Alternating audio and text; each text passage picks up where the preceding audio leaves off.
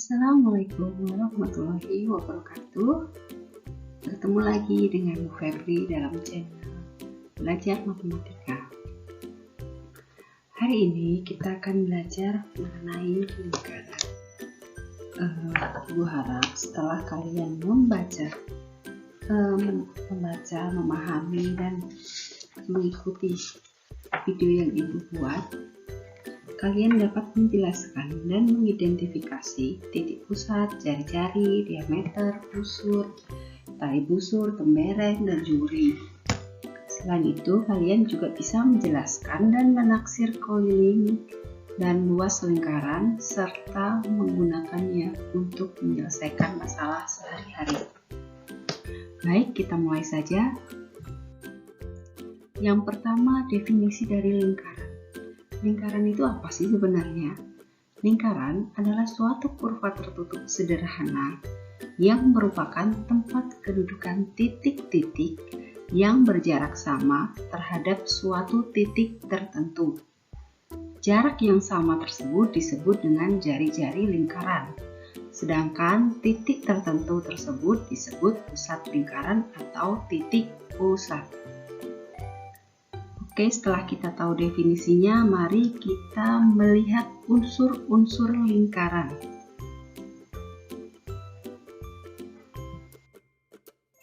Yang pertama adalah titik pusat. Titik O yang terletak di tengah lingkaran merupakan disebut dengan titik pusat. Sama seperti berasal dari definisi tadi ya. Titik tertentu yang terletak tepat di tengah-tengah lingkaran maka dinamakan dengan titik pusat. Selanjutnya, kita lihat di gambar lingkaran ini ada garis OA. OA ini yang disebut dengan jari-jari lingkaran. Apa itu jari-jari lingkaran? Yaitu garis yang menghubungkan titik pusat lingkaran dengan titik pada keliling lingkaran. Selanjutnya ada garis AB. Setelah kita tahu tadi OA itu merupakan sebuah jari-jari, sekarang kita akan melihat garis AB. Garis AB itu merupakan diameter. Apa itu diameter? Garis yang menghubungkan dua titik pada keliling lingkaran yang melalui titik pusat. Kalau kita lihat dari gambar ini, OA ini kan tadi kita sebut dengan jari-jari. OB ini juga kita bisa sebut dengan jari-jari. Tadi dari titik pusat ke sembarang titik di keliling lingkaran itu kita sebut dengan jari-jari. Maka dapat kita tarik kesimpulan bahwa diameter adalah 2 kalinya panjang jari-jari. Atau AB itu sama dengan 2OA atau AB sama dengan 2OB. OA dan OB panjangnya sama. Kita namakan tadi dengan namanya jari-jari. Kalau AB kita sebut dengan diameter. Selanjutnya kita akan membicarakan yang namanya busur. Busur itu apa? Garis lengkung yang terletak pada sisi lengkung lingkaran dan menghubungkan dua titik sembarang di lengkungan tersebut. Pada lingkaran ini, AB merupakan busur lingkaran. Ingat, busur itu adalah garis lengkung yang terletak pada sisi lengkung lingkaran, menghubungkan dua titik pada sembarang lengkungan. Selanjutnya ada yang namanya tali busur. Tali busur AB. AB ini disebut tali busur. Garis yang berwarna coklat ini kita sebut dengan tali busur. Apa itu tali busur? Garis yang menghubungkan dua titik pada lingkaran. Selanjutnya ada yang namanya juring. Juring itu apa sih nih? Daerah OAB yang kita arsir dengan garis coklat ini adalah juring. Juring itu apa? Daerah lingkaran yang dibatasi oleh dua jari-jari dan busur lingkaran. Oh, jadi juring itu kita batasi dengan dua jari-jari, ini jari-jari OA dan OB, dan dibatasi juga oleh busur lingkaran AB. Jadi AOB merupakan juring, daerah ya, daerah lingkaran. Selanjutnya ada tembereng. Tembereng itu apa sih? Daerah yang dibatasi oleh tali busur AB dan juga busur. Di sini kita lihat nih, yang kita arsir di sini namanya ini adalah daerah tembereng, dibatasi oleh garis AB. AB ini tadi apa? Tali busur. Terus AB yang di luar, garis AB yang di dalam ini namanya tali busur. Terus yang di luar ini kan busur. Jadi kita bisa sebut juga tembereng itu daerah yang dibatasi oleh sebuah busur dan tali busurnya. Selanjutnya ada apotema. Apotema ini garis yang berwarna hijau ini. Apotema itu apa? Garis yang menghubungkan titik pusat dengan tali busur lingkaran. Dan garis tersebut tegak lurus dengan tali busur. Ingat kata-kata di sini. Ada tegak lurus. Tegak lurus dari mana? Dari titik pusat ke tali busur. Kalau kita mengambil garis apotema harus pastikan dulu bahwa garis tersebut tegak lurus dengan tali busur. Oke, berarti kita sudah belajar unsur-unsur lingkaran ini. Ada apa aja tadi? Ada pusat lingkaran, ada jari-jari, ada diameter, ada busur lingkaran, ada tali busur, ada juring, ada tembereng, ada apotema. Ada 8 ya, ada 8 bagian dari lingkaran.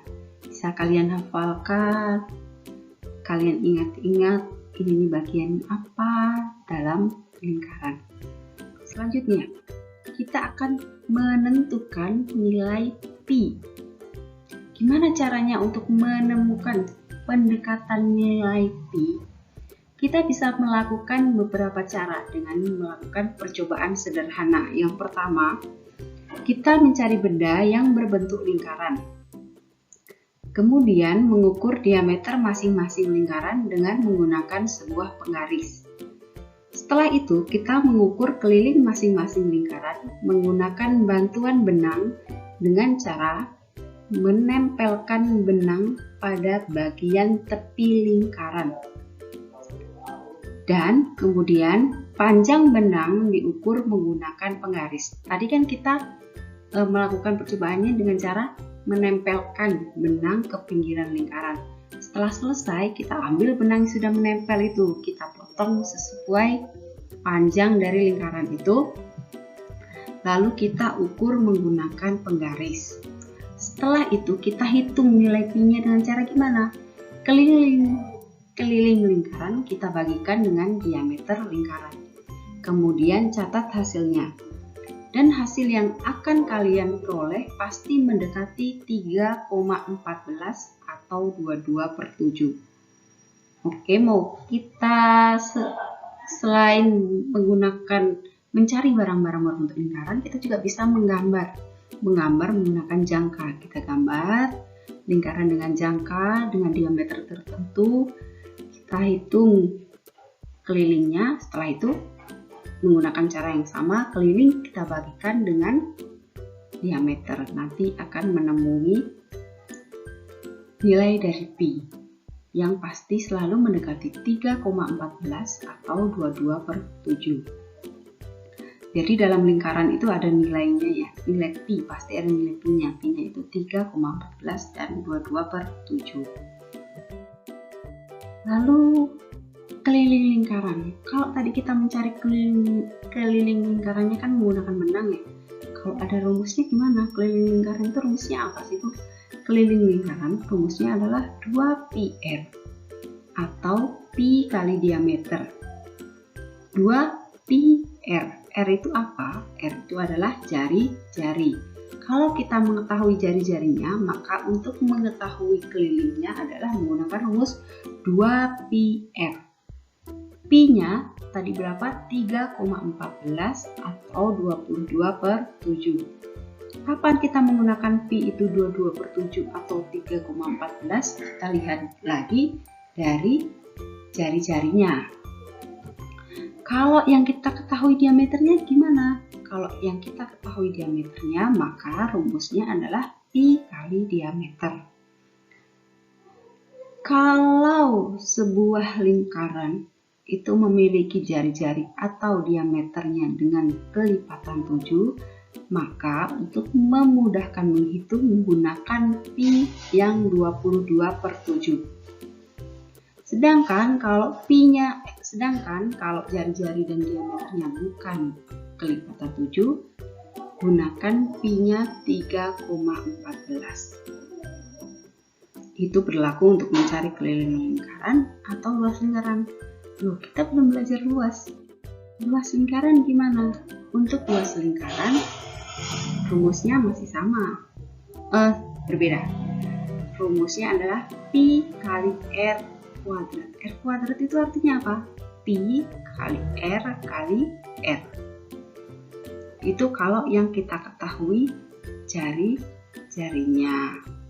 Kalau yang kita ketahui diameternya, maka rumusnya adalah 1/4 pi kali diameter pangkat 2 atau 1/4 kali pi kali diameter kali diameter. Untuk ini ada hubungan sudut pusat, panjang busur, dan luas juring. Di sini ada besar sudut AOB. AOB dengan besarnya adalah alfa. Dan 360 itu adalah panjang, sudut lingkaran. Satu lingkaran penuh adalah sudutnya 360 derajat.